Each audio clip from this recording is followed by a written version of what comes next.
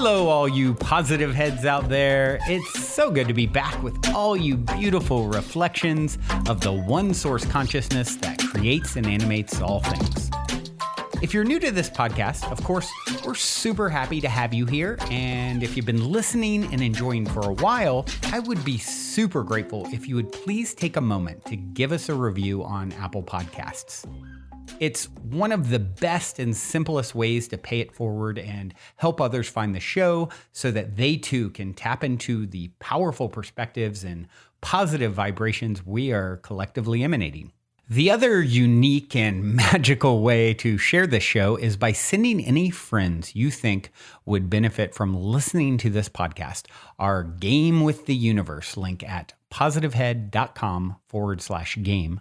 Also listed in the show notes, which will serve them up a quote-unquote random episode when they click it. Just instruct them before clicking the link to close their eyes for a moment and sincerely ask the universe to cue up the episode that contains the insight and perspectives that they most need to hear at this point in their life journey, and then click to listen to whatever episode is synchronistically served up to them. I have heard time and time again from people about the incredible results they received playing the game. So just tell your friends magical results are guaranteed or their karma back.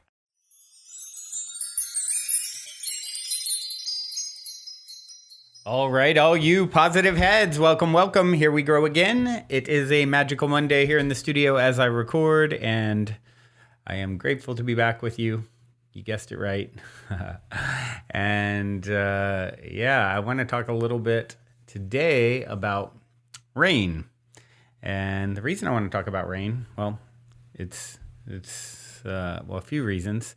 One, we have had unprecedented amounts of rain in Southern California and California in general this year. In the 20 plus years I've been here, I've never seen so much rain. And, it just cleared up in the last day or so. At least for a minute before there's more. But, I was feeling the last couple of days just a little off energetically. And it's like, oh, the sun's out again. And yet I'm still not feeling motivated, inspired, energized, just kind of, just not feeling my most enthusiastic self. And then I saw a meme, and it didn't say who the author is, but it really landed with all things considered. It said, "For after all, the best thing one can do when it is raining is let it rain." For after all, the best thing one can do when it's raining is let it rain. And this is something that, makes so much sense. When you look at what a lot of us have been taught to run from our emotions, to push our emotions down, you go back a generation or two.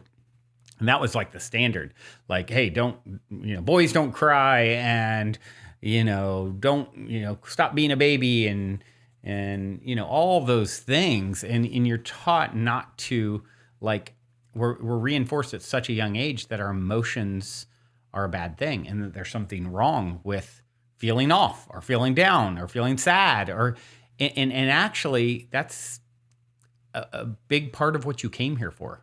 Right? Isn't that funny to think, to actually have the idea that I'm feeling off and not my greatest self, and that's part of the program. That's actually what is meant to happen. It's good to happen from a certain perspective, right?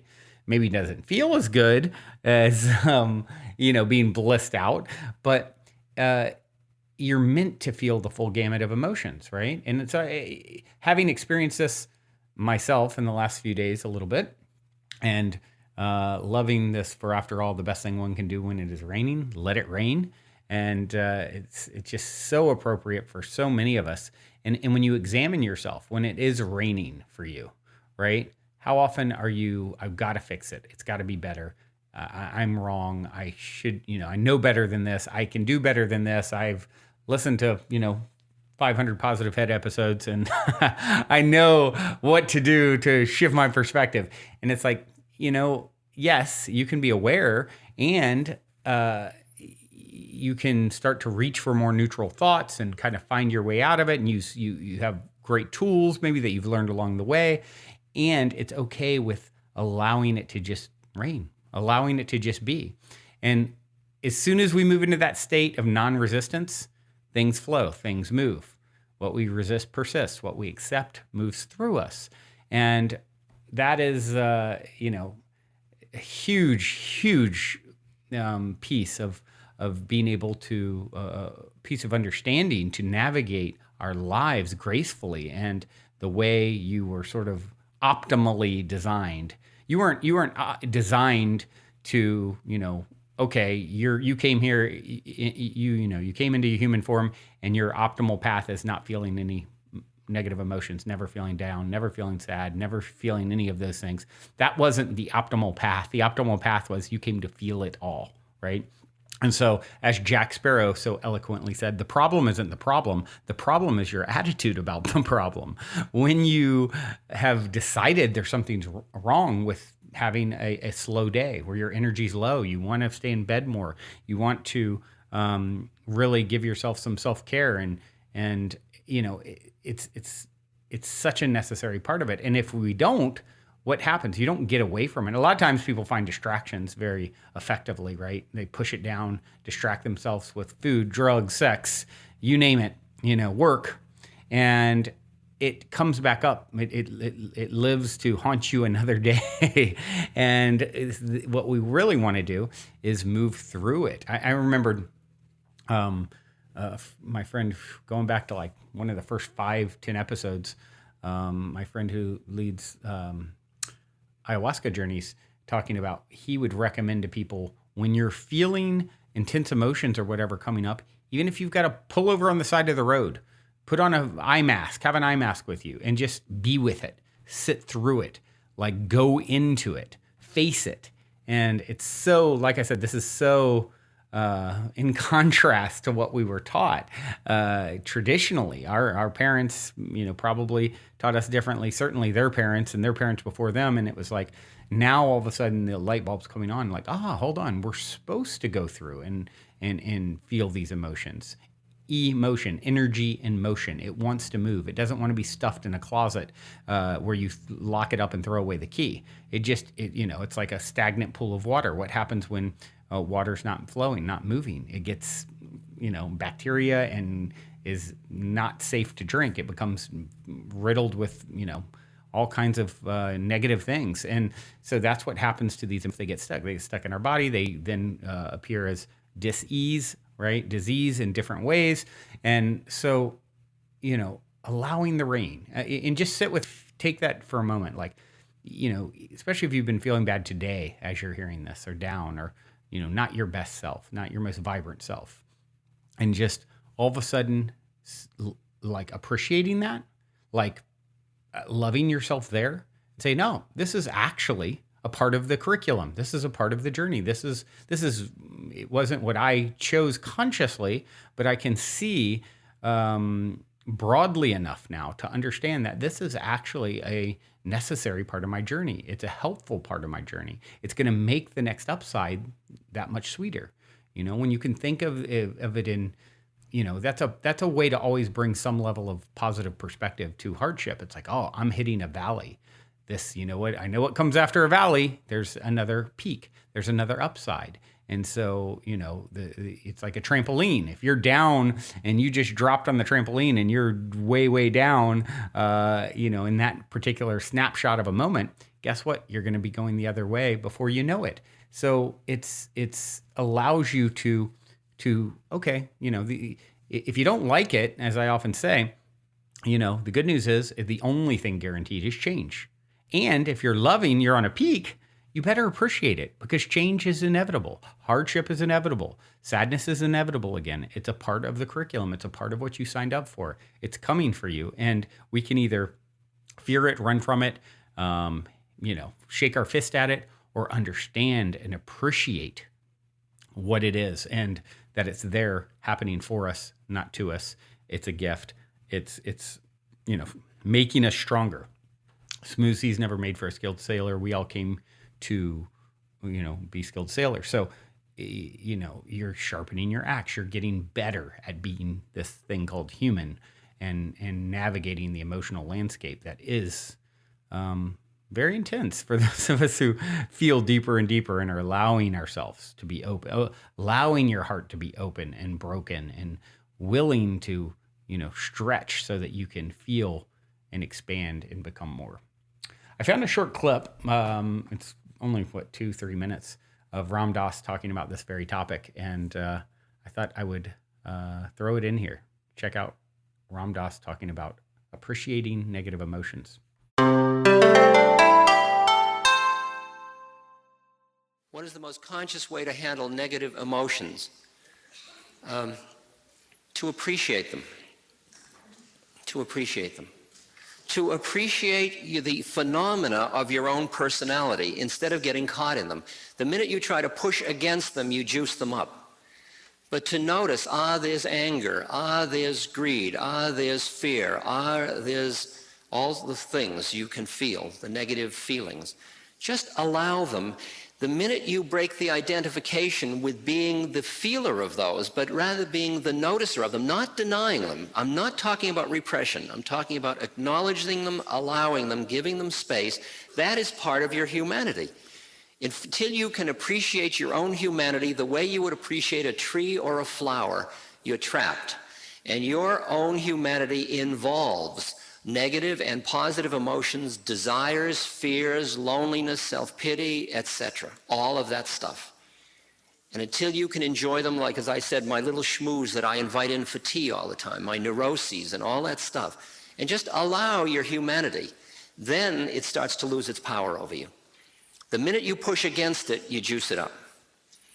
So what happens when I start to have negative emotions, if I don't get so lost that I need friends to help me out of it, but if I get it in time, I just notice it, and then I just go back to Ram, Ram, Ram, Ram, Ram. Just notice it.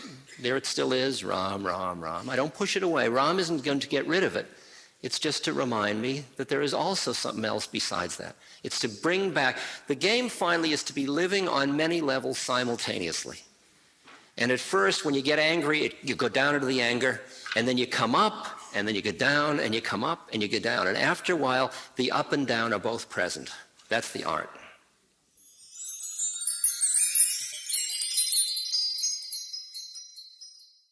Such a powerful speaker, such a powerful way of putting it into words. Appreciate negative emotions. Appreciate the phenomenon of your own personality. This phenomenon, all this range of experience, this is what you are. This is it. Appreciate that.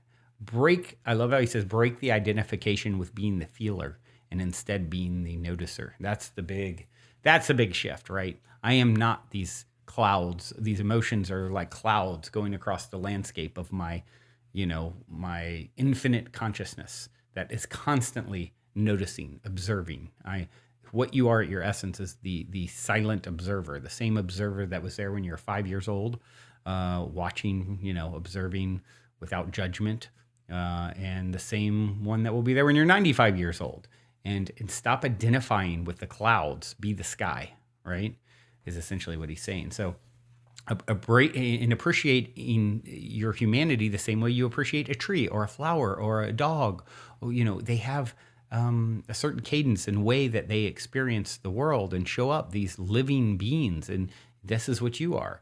And feeling deep feelings and emotions and a roller coaster of range of potential, that's what you are, including the darkness, the shadow part of yourself that he talks about essentially inviting to tea, right? And I like to say, invite your demons to tea. When you push it against it, all you're doing is strengthening it. You're just juicing it up, giving it more power. What you resist persists. What you accept, you move through. Allow it instead. Appreciate it. Bring love to it, right? And it's almost like working out, right? In that moment, if you can bring appreciation and allowance and stop the resistance against it, it's like you're working out a new muscle. And then on the other side of that, you feel like the benefits, like you're glowing after working out, right? And I like how he put it, the game is to be living on many levels simultaneously. So you can be feeling whatever you're feeling that's maybe not your greatest and grandest, your best possible self. And also tapping into the understanding, the appreciation, the frequency of love around it and everything else. You're a multi-dimensional being.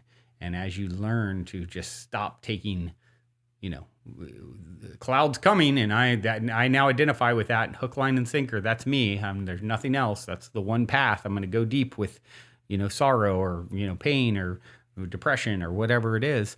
You're now identifying on multiple levels. You're starting to move into a more advanced way of navigating your consciousness, right? Like you said, after a while, the up and down are both present, and that's the art. And you are literally, you are practicing the art of living gracefully, the art of your life. Your story is the art of your soul, right? The character, the avatar, all of it is a narrative, is a work of art that your soul constructed. And you've never seen a great work of art without shadow in it, right? So take a painting. You'll never see a great painting without shadow in it. And that is such a great metaphor for who you are and what you are. And when you think of yourself in the terms of like, wow, my soul, this is the most beautiful story. Of all the possibilities, this is the story and the story arc and the potentials and the ups and downs and highs and lows and lefts and rights. This is what it came up with. And I should really embrace, being the creator and created. You are the creator and created rolled into one. You are both simultaneously. And that goes along with living these many levels simultaneously that we talked about a minute ago, right? You're both the creator and created. You are the one that architected it, and you are the one living it, both. And just learning how to see all the vantage points and bring them together into a point of appreciation that serves you well. It serves you optimally and helps you to navigate and to be an example of how to navigate gracefully. And this is what a human being looks like, sounds like, and navigates the 3D realms as. It's a beautiful thing, who and what we are. You should be proud. I'm proud of you. Thanks for tuning in yet again. And I do have a song to leave you with. This is Frameworks. The song is called Blue Light. Until next time, journey well.